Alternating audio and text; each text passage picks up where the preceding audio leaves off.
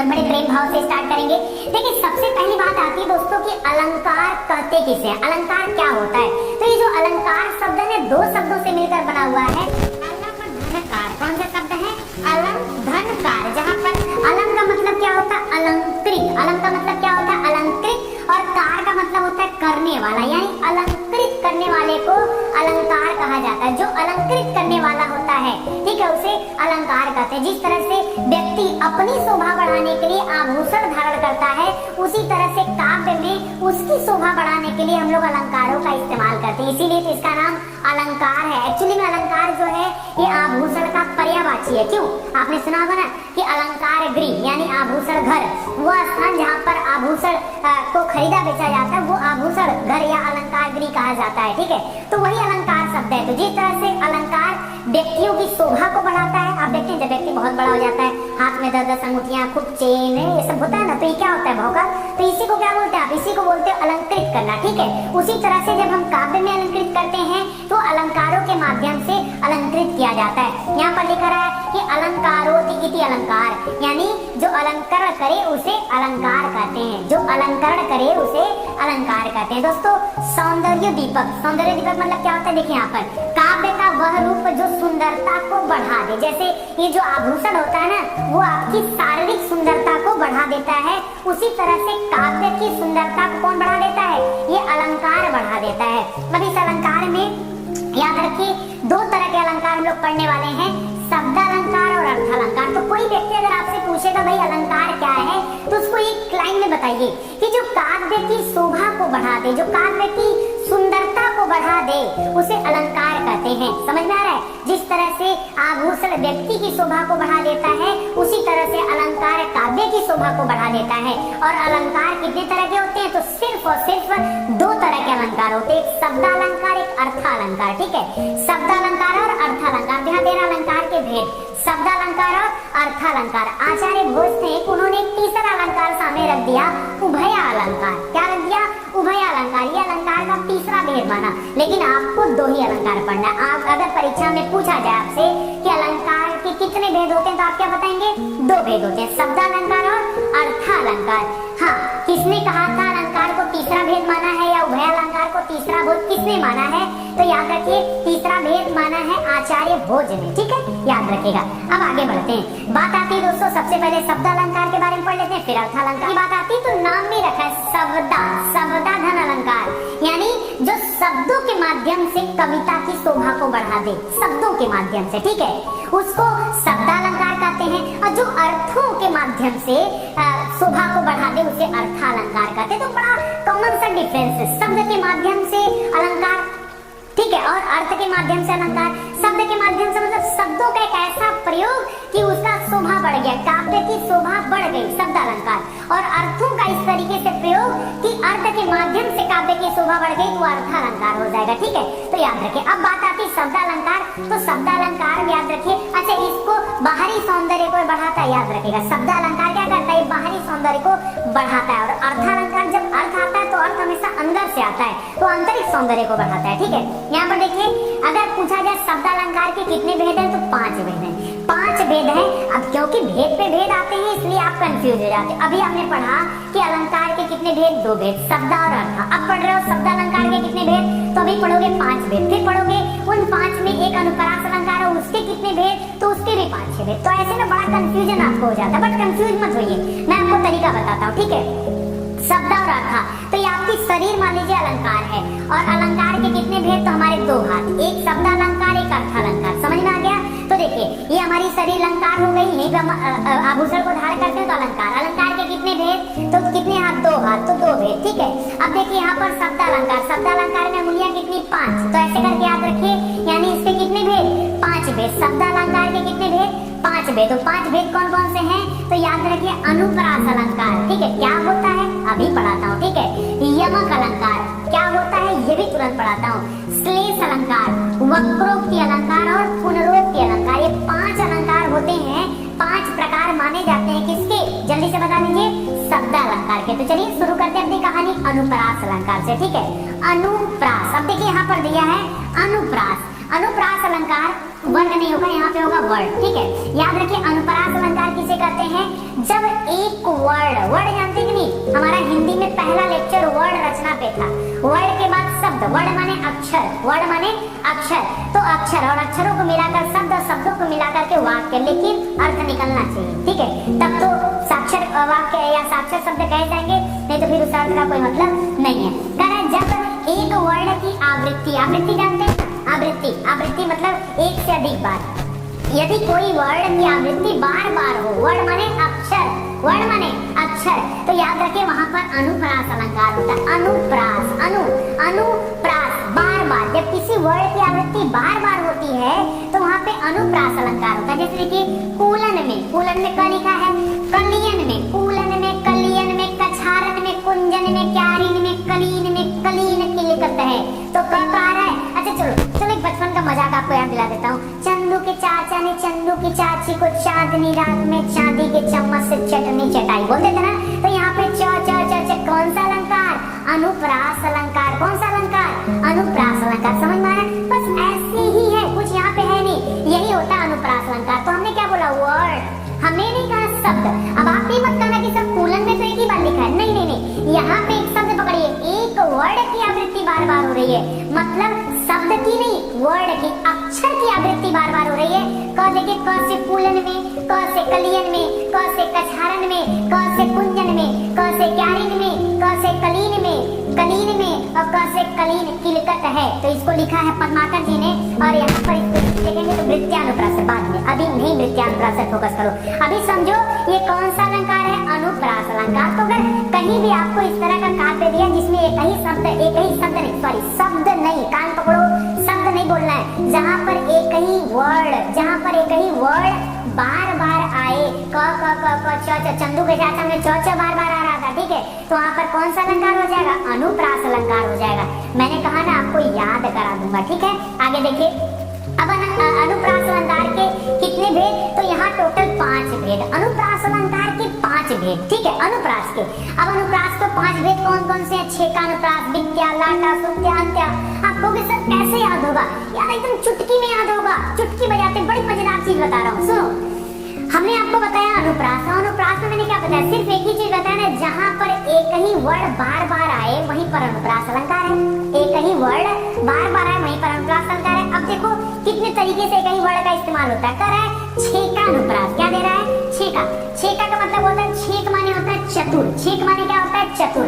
कह रहे जहाँ पर एक वर्ड की आवृत्ति, क्या दे रहा है, जहाँ पर एक वर्ड की आवृत्ति एक बार हो, कितनी हो, एक वर्ड की आवृत्ति, जैसे वहाँ पर चंदू के चाचा ने चंदू की चाची को, तो च बार बार आ रहा था ना, करा नहीं, जहाँ पर एक वर्ड की आवृत्ति कितने बार हो, एक बार, सिर्फ एक बार हो, वहाँ पर कौन सा अलंकार होता है, छेकानुप्रास। जैसे रहीमन रहीला की भली, तो देखिए र, ठीक है, तो रहीमन रहीला, समझ में आ रहा है। तो यहाँ पर एक बार, वही चंदू के चाचा ने चंदू की चाची को, तो यहाँ च कई बार हो रहा है, वहाँ पे छेकानुप्रास नहीं, वहाँ पे वृत्त्यानुप्रास। कौन सा, वृत्त्या, जहाँ पर ज्यादा बार है वहाँ पर वृत्ता, जहाँ पर एक बार है छेका, चतुर है, ठीक है, तो इसको याद रखिए, चतुरा क्या होता है, छेकानुप्रास। दूसरा है वृत्त्यानुप्रास, यहाँ पर बार बार हो जाएगा, जैसे चंदू के चाचा ने चंदू के चाची को, ये ले सकते हैं, जो भी आपने पीछे पढ़ा वो भी ले सकते हैं। नया लीजिए, तरनी तनुजा तट तमाल तरुवर बहु छाए, तो त से देखिए तरनी, त से तनुजा, त से तट, त से तमाल,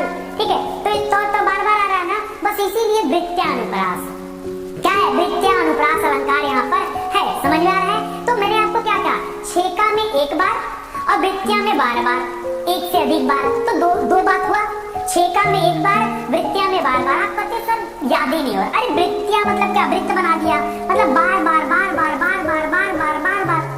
ठीक है, और छेकते समय किसी को छेकना, एक बार छेकना, ठीक है, तो याद रखिएगा वृत्त्यानुप्रास। अगला है लाटानुप्रास। लाटा जो शब्द है दोस्तों, ये गुजराती शब्द है, वहाँ पे लाट है, जहाँ पर एक वाक्य, देखिए अभी तक वर्ड की बात हो रही थी, एक वर्ड ले रहे थे ना, तरनी तनुजा तट तमाल, तो त ले रहे थे, चंदू के चाचा ने तो चल, एक वर्ड, एक अक्षर पे बात कर रहे थे। और आज क्या कर रहे हैं, आज पूरा का पूरा एक वाक्य की बात कर रहे हैं। देखिए जहाँ पर एक वाक्य 2 या 2 से अधिक बार आ जाए, पूरा का पूरा वाक्य ही आ जाए, हाँ, पूरा का पूरा एक वाक्य ही आ जाएगा। तो यहाँ भी तो अक्षर अक्षर आ गया बार बार। तो देखिए, हमको लिख्यो है कहाँ, हमको लिख्यो है कहाँ, हमको लिख्यो है कहाँ, कहन समय लगी। ठीक है, अब ये रत्नाकर जी का है द्वारा लिखा गया है। तो अब इसका मतलब क्या है दोस्तों? कहानी छोटी सी मैं बताना चाहता हूँ आपको। दोस्तों ये कहानी है कि उद्धव जब गए थे वृंदावन गए, ठीक है, तो वहाँ पर सारी गोपियों उन्होंने घेर लिया। उद्धव करने क्या गए थे? उद्धव श्री कृष्ण के पत्र को लेकर गए थे। तो सारी सखियों ने एक के ऊपर एक आकर के कहने लगी, पूछने लगे उनसे, हमको लिखे है कहाँ, मतलब पत्र में कृष्ण ने मेरा नाम कहाँ लिखा। इतना प्रेम था, इतना प्रेम था कृष्ण ने। तो सखियों ने कहा हमको लिखे है कहाँ, उधर से दूसरी आके बोल रही हमको लिखे है कहाँ, हमको लिखे है कहाँ, कहन समय लगी। ठीक है, यानी पूरा का पूरा वाक्य रिपीट कर रहा है 2 या 2 से अधिक बार। तो फिर क्या हो जाएगा? लाटानुप्रास। क्या हो जाएगा? लाटा।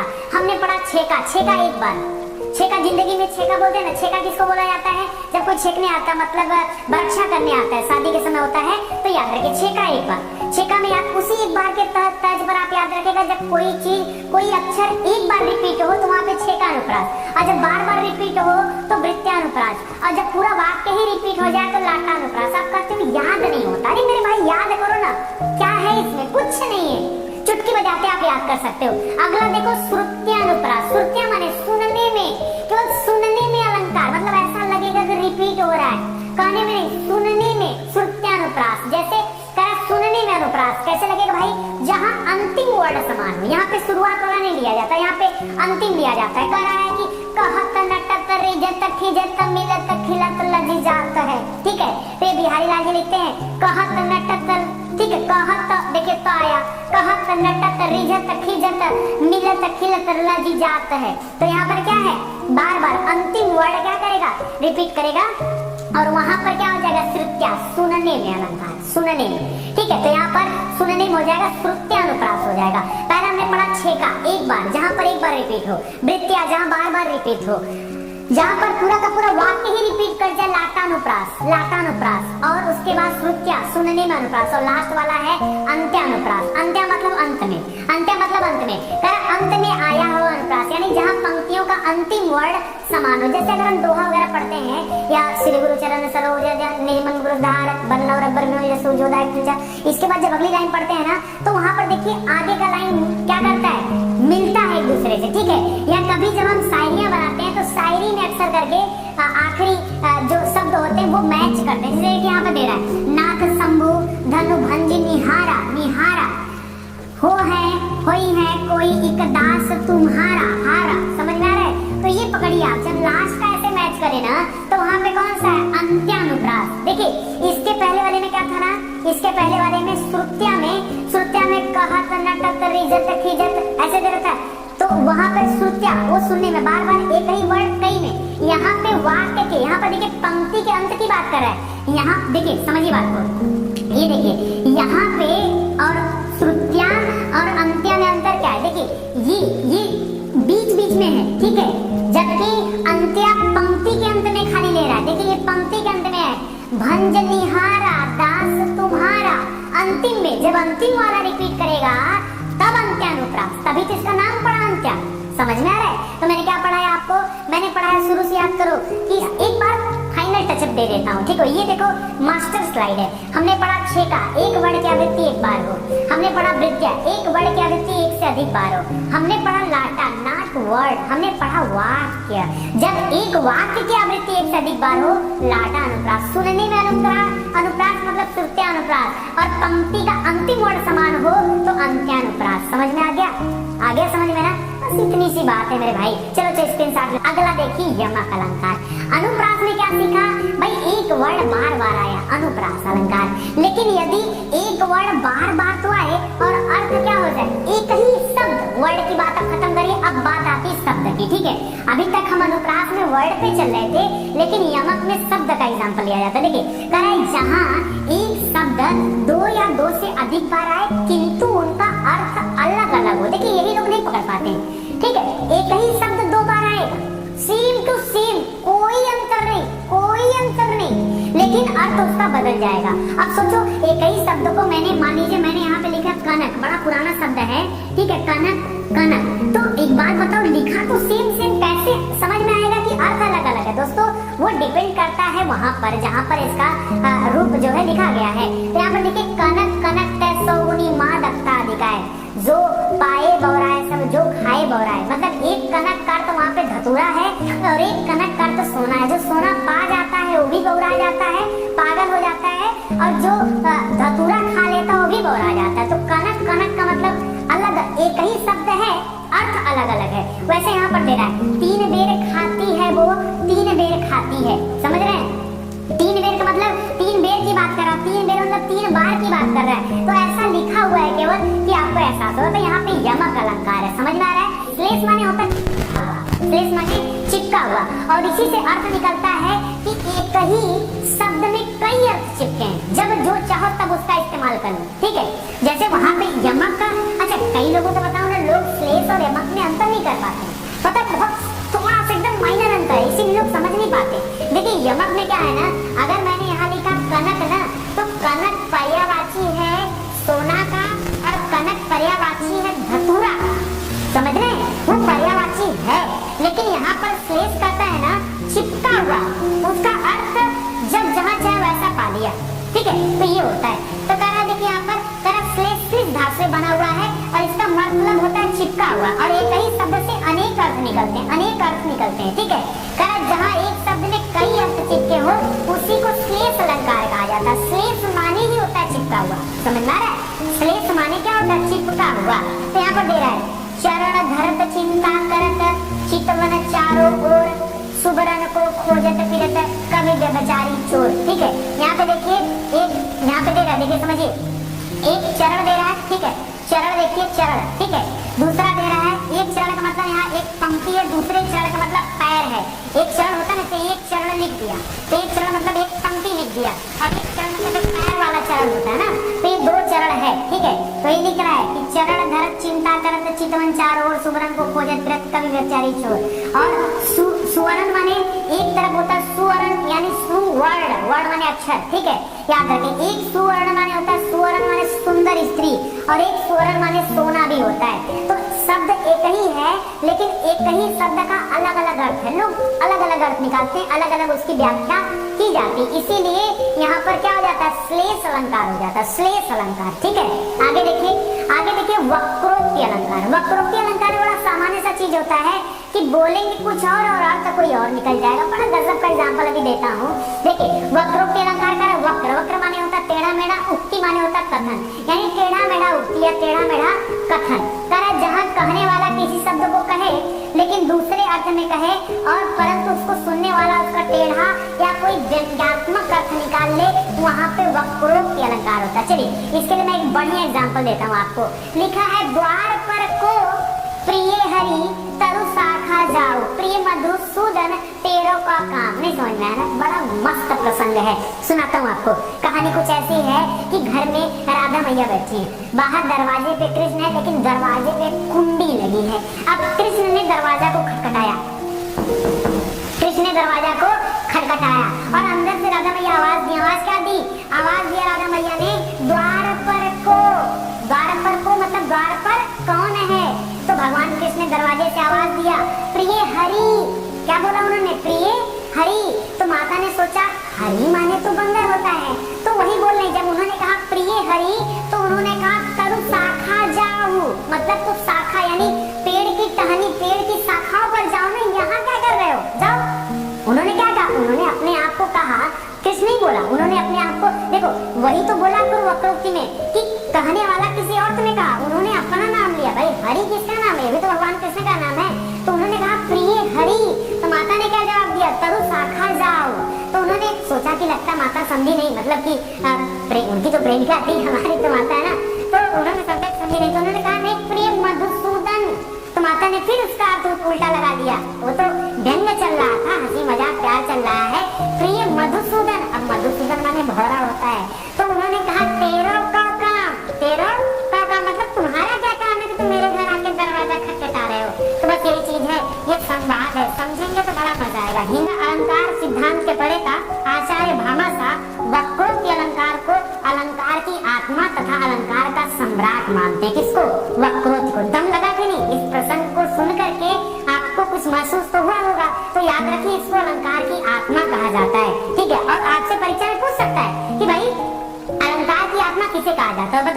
वक्रोक्ति को। और किसने कहा?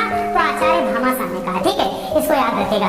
आगे दे रहा पुनरोक्ति अलंकार। अभी तो नाम से लग रहा है यार, पुनरोक्ति, जिसकी उक्ति बार बार हुई है, जिसको बार बार बोला गया, तो वही बोल रहा है कि फिर से वही बात, मतलब एक ही शब्द दो बार था लेकिन अर्थ में कोई अंतर नहीं, उसको सिर्फ दो, जैसे हम लोग बोलते हैं ना धीरे धीरे चलो, धीरे धीरे काम करो। ठीक है, तो धीरे धीरे का कोई मतलब तो होता नहीं, सेम होता है। तो कह रहा धीरे धीरे फिर बढ़ा चढ़ बालकी कोलियों का प्रांगण। तो यहाँ पर याद रखिए दो बार आता तो लेकिन उनका अर्थ नहीं बदलता, यही पुनरोक्ति अलंकार है। आपका तो सर याद नहीं होता, तो बस इतनी सी बात तो है शब्द अलंकार में। बताइए क्या कठिन है जो आपको याद नहीं हो रहा है? चलिए एक बार फिर से रिवाइज करा देता हूँ। अनुप्रास में क्या पढ़ा? जब एक वर्ड एक से अधिक बार आ जाए, या दो से अधिक बार आ जाए, या उसकी आवृत्ति बार बार हो जाए, ऐसे में अनुप्रास अलंकार। वर्ड यानी अक्षर। जबकि यमक में हमने पढ़ा शब्द, जब एक शब्द दो या दो से अधिक बार आ जाए लेकिन अर्थ अलग अलग, अर्थ क्या हो जाए? अलग अलग। ठीक है, तो वहां पर यमक अलंकार। और श्लेष में चिपका हुआ, एक ही शब्द में कई अर्थ चिपके हुए, एक ही शब्द में कई अर्थ चिपका हुआ है। जब जो चाहा जैसा अर्थ चाहा वैसा निकाल लिया, तो वहां पे क्या हो जाता है? वहां पे क्या हो जाता है? जल्दी से बताइए। वहां पे हो जाता है श्लेष अलंकार। उसके बाद पढ़ा वक्रोक्ति, इसको तो आत्मा कहा जाता है। ठीक है, यानी व्यंग्यात्मक अर्थ निकलता है यहाँ पर। कैसे? कहने वाला कुछ और कहेगा, सुनने वाला उसका अर्थ कुछ और निकाल देगा, पर्यायवाची टाइप का होता है। ठीक है, जैसे समास में बहुब्रीहि वाला पढ़ा था वैसा वक्रोक्ति है। अब पुनरोक्ति में शब्द तो दोबारा रिपीट करता है लेकिन अर्थ में कोई परिवर्तन नहीं होता, इसी को वक्रोक्ति अलंकार कहा जाता है। समझ में आया ना दोस्तों?